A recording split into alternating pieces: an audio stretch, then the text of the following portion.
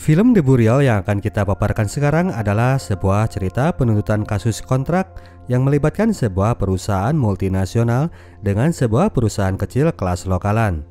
Keduanya bergerak dalam usaha lahan pemakaman. Berkesan membosankan, namun film ini bisa membungkus alurnya dengan sangat menarik.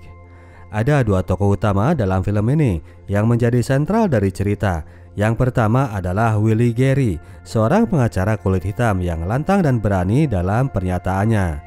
Tidak hanya dalam gaya bicara, juga dalam hal berpenampilan, Willie Geary gak segan tampil bling-bling kemanapun dia pergi. Semacam Mr. Hotman Paris kalau di sini. Tokoh yang kedua adalah Mr. Jeremy O'Keefe atau biasa dipanggil Jerry, seorang pemilik usaha pemakaman yang telah dijalankannya secara turun-temurun. Suatu hari Mr. O'Keefe menghadiri sidang pengadilan di kota Florida, di mana di sana Willie Geary berhasil memenangkan tuntutan terhadap warga kulit hitam yang menjadi korban setelah ditabrak oleh sebuah truk milik perusahaan besar. Padahal si korban ini adalah seorang pemabuk yang depresi dan sebetulnya hendak bunuh diri pula. Namun berkat kelihayannya, Willie Geary berhasil membuat perusahaan besar itu membayar denda $75 juta untuk sang penuntut. Selesai sidang, Mr. Jerry yang ditemani oleh seorang pengacara muda yang bernama Hal kemudian menemui Willie Geary. Si Pak Jerry ini saat itu memang sedang berkasus. Ia pun cerita bahwa ia adalah pemilik 8 rumah pemakaman dan 1 perusahaan asuransi pemakaman di kota Biloxi, Mississippi. Namun karena terjerat kasus bisnis bodong yang mana Pak Jerry ini jadi kena tipu, ia pun akhirnya mengalami ancaman kebangkrutan karena izin usahanya diancam akan ditarik oleh pemerintah. Saran dari Mike pengacaranya agar Jerry menjual sebagian dari aset usahanya untuk menutupi uang perusahaan asuransi yang kemarin hilang habis kena tipu.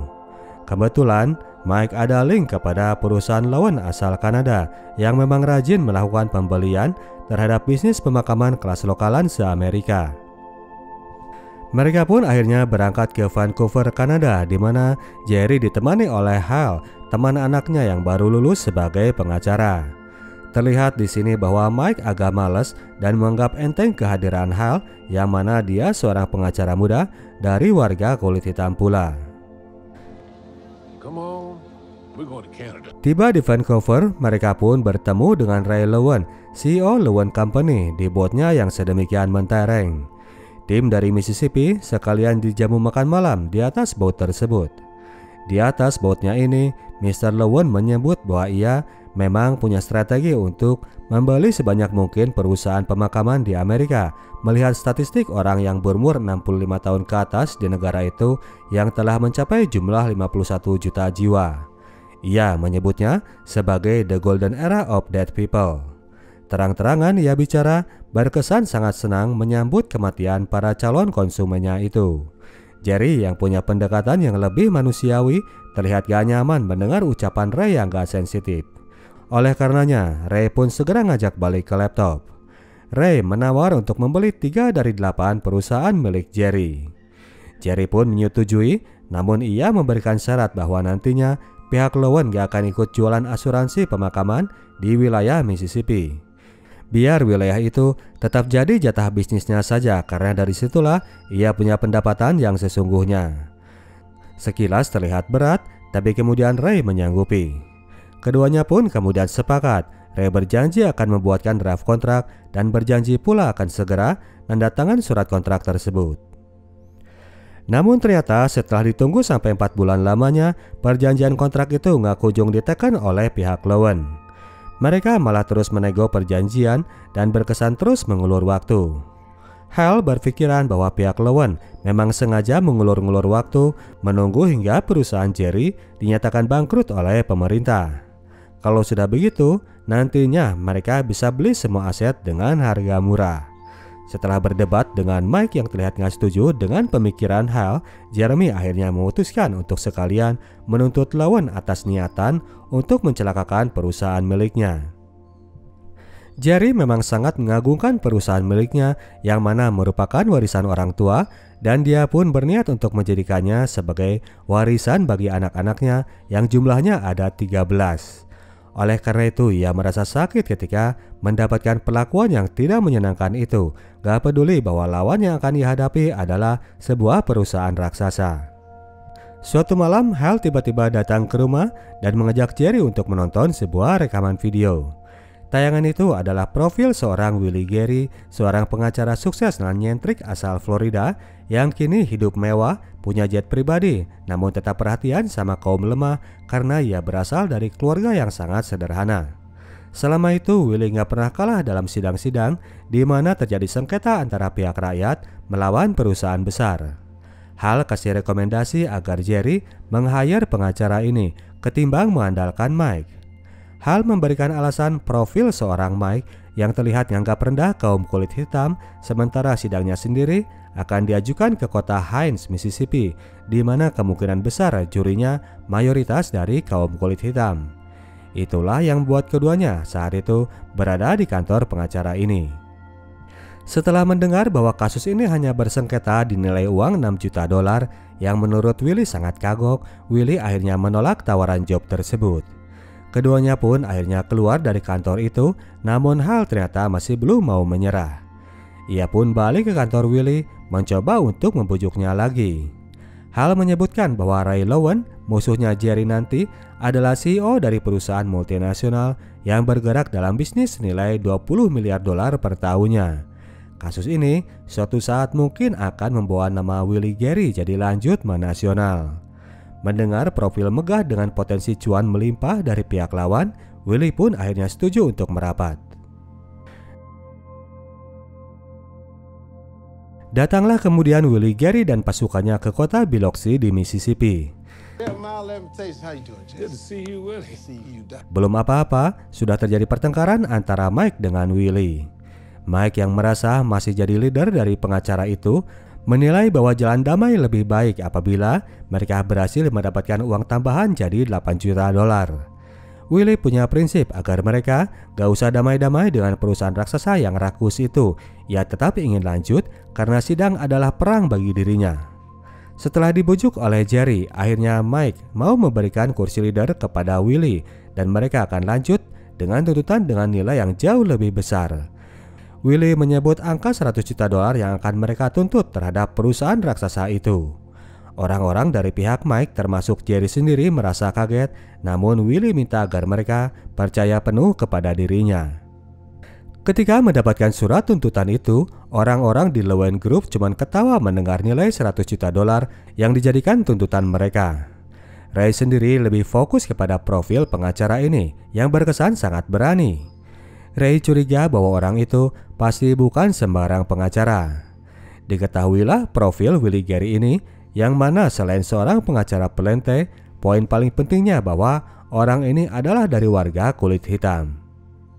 Beberapa hari kemudian, tim pengacara Willie dikagetkan dengan sebuah berita yang baru mereka dapatkan. Kini mereka telah mengetahui pengacara pihak lawan yang mana adalah seorang warga kulit hitam juga namun berkelamin wanita. Namanya adalah Mem Downs dan pengacara wanita ini dikenal dengan julukan The Python karena kegalakannya dan seringkali menyerang di saat waktu yang tak terduga. Mereka akan menghadapi lawan yang sepadan pada sidang nanti. Kedua tim kemudian merapat ke kota Jackson, Mississippi, di mana sidang akan dilakukan karena kota Hines adalah sebuah kota kecil yang tidak memiliki ruang sidang yang memadai. Pada pembuka sidang itu, pihak Willie menyatakan tuduhan bahwa motif pihak Lowen adalah karena nafsu serakah. Mereka sengaja menunda-nunda menandatangani kontrak, menunggu hingga pihak Jeremy kelepek-kelepek nggak berdaya. Pihak Lowen sendiri lewat meme menyatakan bahwa itu karena pihak Jerry-nya saja yang gak sabaran karena kondisi mereka yang lagi kepepet. Lowen tidak bermaksud mencederai lawan, maka hukum pun tidak berhak untuk dijatuhkan. Saksi pertama yang didatangkan ternyata pemaparannya terlalu teoritis sehingga membuat juri jadi tidak tergugah dan kondisi pun jadi tidak dinamis. Untuk itu, Willie membuat keputusan agar mereka segera memajukan Jeremy ke depan sidang sebagai saksi agar fakta bisa langsung diangkat dan sidang pun bisa lebih menggugah juri. Willie jadinya kembali bertengkar dengan Mike yang gak setuju dengan usulannya. Mike merasa bahwa mereka harus lebih mempersiapkan Jeremy terlebih dahulu untuk dimajukan ke depan sidang, namun sebagai leader, Willie tetap pada keputusannya. Majulah kemudian Jerry sang penuntut langsung menjadi saksi sidang pengadilan. Willie menggembar-gemborkan profil seorang Jerry yang merupakan veteran Perang Dunia Kedua dan sempat 2 kali menjabat wali kota di kota Biloxi. Saat menjabat, Jerry pernah dengan berani menolak warga kulit putih dari kelompok Ku Klux Klan yang berniat hendak melakukan demonstrasi. Willie mengangkat profil seorang Jerry sebagai tokoh yang patriotik dan sangat membela kepentingan warga. Maju kemudian pengacara lawan ke depan persidangan. Atas ditonjolkannya karakter yang heroik dari seorang Jeremiah O'Keefe tadi, Mem Downs kemudian datang untuk melakukan pembunuhan karakter terhadap Jerry. Bu pengacara mengungkap soal alasan kenapa Jerry sampai harus menjual aset bisnisnya. Itu karena dia telah melakukan bisnis dengan seorang penipu yang sekarang sedang berada di penjara.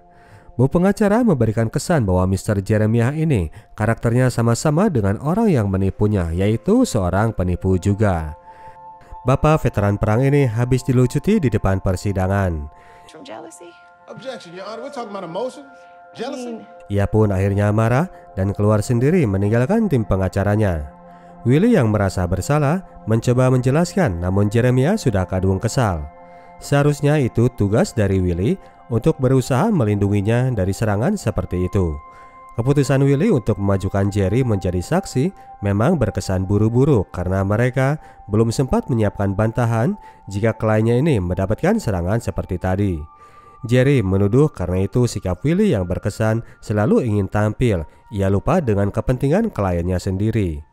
Jerry memutuskan untuk menurunkan pangkat leader dari Willie dan menggantikannya kepada Mike. Mike, that's what you doing? Huh? Willie pun merasa terpukul telah kehilangan kepercayaan dari kliennya. Kepada sang istri, ia mengakui bahwa memang dirinya yang teledor sehingga terjadi pembantaian tadi. Di kantor pengacara sendiri, kini sudah mulai masuk orang-orangnya Mike dengan tumpukan berkas dan arsip investigasinya. Hal membaca salah satunya dan menemukan sebuah hal yang sangat penting. Esoknya, ia menemui seorang wanita yang bernama Lorraine yang mana pernah bekerja di pemakaman yang kemudian perusahaannya itu diambil alih oleh grup Lowen. Si Mbak ini mau untuk diajak bersaksi. Di pengadilan, si Mbak Lorraine ini mengungkap bahwa dirinya sudah bekerja di pemakaman itu selama 13 tahun sampai kemudian datang pihak Lowen yang melakukan takeover perusahaan. Dalam menjalankan operasinya, pihak Lowen menetapkan tarif yang berbeda di lokasi yang dimana di sana nggak ada persaingan. Pada daerah tanpa saingan itu, nggak peduli kalau itu daerah miskin, mereka mematok harga 3 kali lipatnya dari harga yang normal. Fakta yang memberatkan bagi pihak Lowen. Pada kesempatan itu, pihak Jerry berkat input dari Hal berada dalam posisi di atas angin.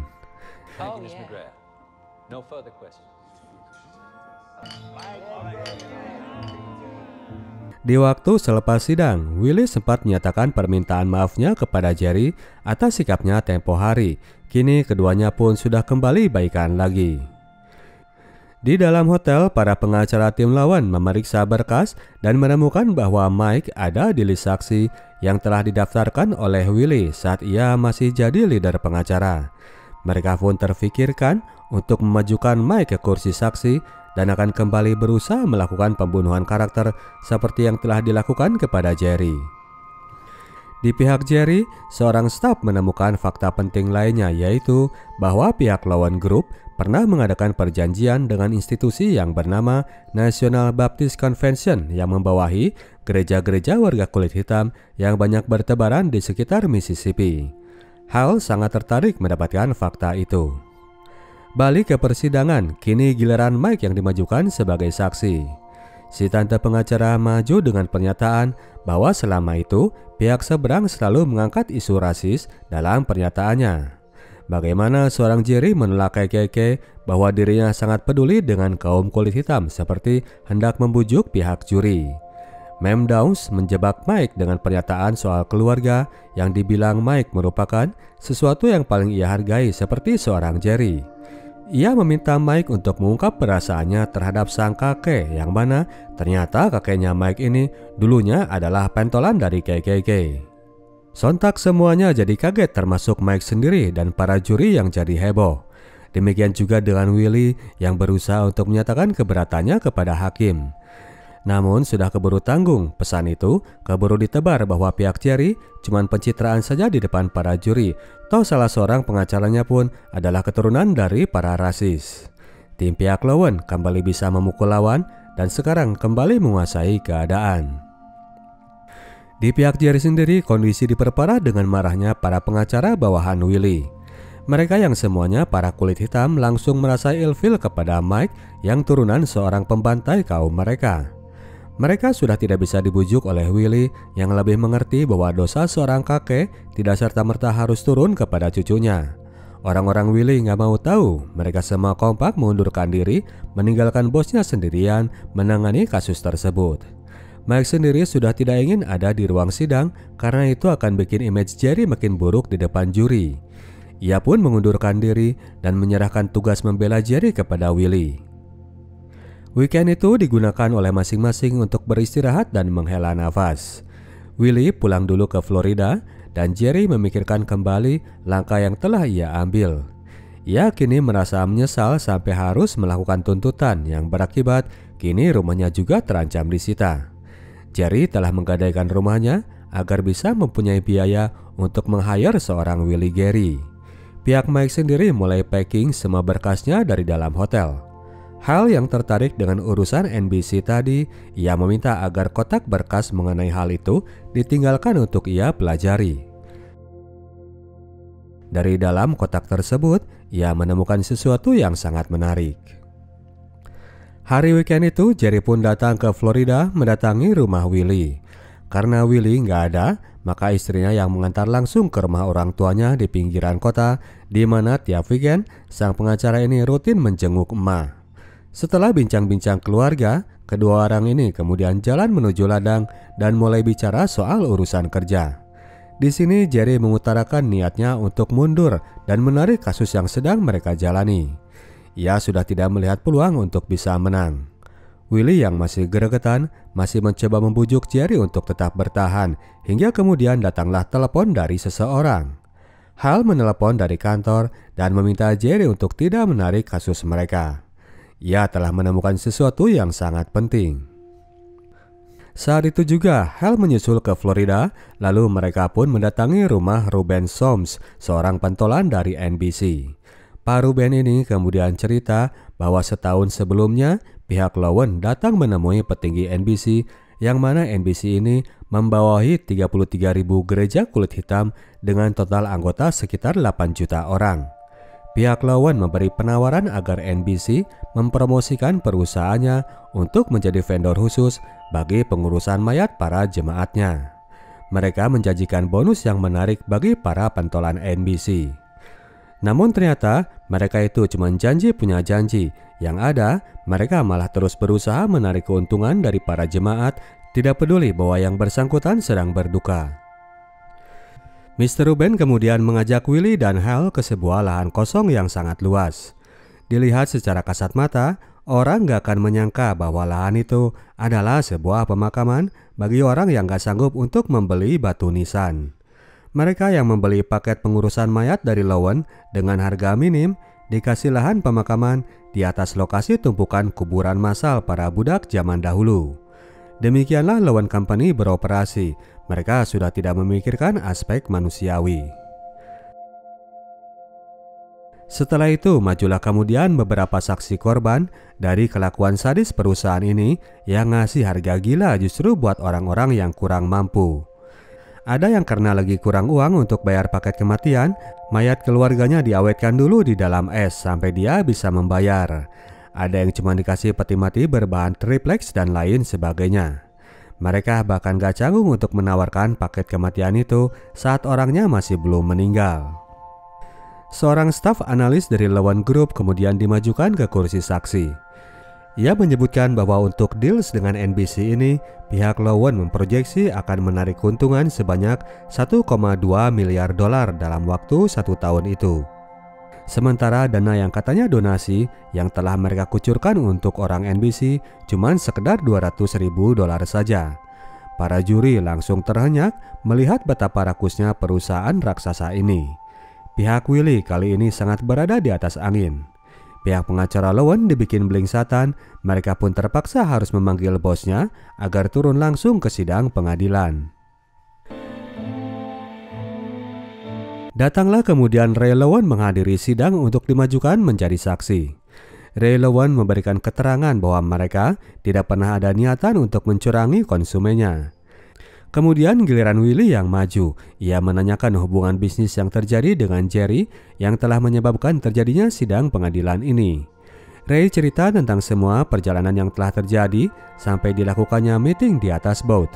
Setelah itu ia lempar tangan dan menyebut bahwa seterusnya adalah urusan dari timnya. Willy tahu bahwa Ray akan ngeles, maka dia pun kemudian meneruskan dengan pertanyaan yang gak nyambung. Willy menanyakan jenis bot yang ditumpangi saat terjadinya meeting tersebut. Karena Ray kembali ngeles, Willy kemudian menjelaskan jenis bot itu kepada juri yang mana memiliki sebuah helikopter pad. Ia kemudian lanjut bertanya berapa harga dari bot itu. Sebuah pertanyaan jebakan yang dijawab Ray dengan jawaban gak tahu. Akhirnya kembali Willy yang mengungkapkannya kepada juri bahwa harga bot itu sekitar $25 juta yang mana kemungkinan besar hasil memeras para korban di saat mereka justru sedang berduka dan berada dalam taraf kondisi yang sangat rendah. Serangan itu dilakukan Willy bertubi-tubi hingga menyebabkan suasana panas dan Ray yang mulai emosi hendak pergi dari ruang sidang. Hakim kemudian menengahi menyuruh Willy untuk pelan-pelan dan memperingatkan Ray agar tidak pergi dari ruang sidang sebelum ia izinkan. Willy pun mengikuti perintah hakim. Ia pun pelan-pelan bertanya apakah Ray pernah merasa berdosa melakukan hal itu semua. Ray yang arogan ini menjawab dengan tegas tidak pernah ia menyesali semua tindakannya. Willy pun selesai dengan pertanyaannya. Sukses berat ia membuktikan motif Lowen di depan juri dan pengadilan. Ray tentu jadi marah besar telah dicincang seperti tadi. Akhirnya lewat meme mereka mengajak untuk melakukan kesepakatan. Kedua pihak kemudian bertemu dalam satu meja untuk menentukan jumlah denda yang akan dinego oleh pihak Lowen. Namun karena ini masalah prinsip, beberapa penawaran dari Lowen tidak ada yang disetujui oleh Jerry. Bahkan ketika nilai itu sudah mencapai angka $75 juta, istri Jerry pun ikut menolak untuk berdamai. Mereka tetap ingin menyerahkannya pada putusan pengadilan. Esoknya di proses terakhir pengadilan, Willy pun menyampaikan summary-nya agar menjadi pertimbangan pihak juri. Setelah itu mereka semua duduk di ruang yang sama menunggu hasil keputusan rapat juri. 1 November 1995, putusan juri hasil rapat dari kasus sidang Jerry O'Keefe melawan perusahaan Lowen memenangkan gugatan dari pihak penuntut. Untuk besaran denda yang ditetapkan, juri menyetujui nilai $100 juta yang dijadikan tuntutan. Berikut ganti kerugian yang dialami pihak Jerry dengan besar denda sebanyak $400 juta. Sebuah kejutan yang membuat haru pihak Jerry dan membuat terpukul pihak seberang. Juri sendiri sepertinya sangat marah melihat betapa rakusnya perusahaan raksasa itu telah menguras harta korban para klien paket kematian Lowen. Mereka tidak ingin perusahaan itu bisa lolos dengan uang besar yang telah mereka kumpulkan. Sampai sidang berakhir, Jerry masih nggak percaya dengan hasil keputusan yang baru ia dapatkan. Setelah dilakukan banding, jumlah itu akhirnya memang berkurang jadi dinilai $175 juta. 2 tahun kemudian, Ray pun dipaksa untuk mundur dari CEO perusahaannya sendiri. 1 tahun setelahnya, Lowen Group Company pun akhirnya dinyatakan bangkrut. Setelah sidang, Jerry dan istri membangun yayasan sosial dan menyalurkan 40% dari donasinya kepada warga kaum kulit hitam yang dirugikan oleh pihak Lowen. Perusahaan pemakaman O'Keefe masih berdiri hingga sekarang. Willy Geary naik harkat jadi pengacara top di Amerika, di mana ia berhasil memenangkan kasus terhadap perusahaan-perusahaan besar, salah satunya adalah Walt Disney Company. Dia dan Jerry lanjut berteman hingga waktu kematian Jerry di tahun 2016 lalu. Oke, demikianlah ceritanya bro dan sis. Kita tim Sinotok cabut dulu. Sampai jumpa di video kita selanjutnya.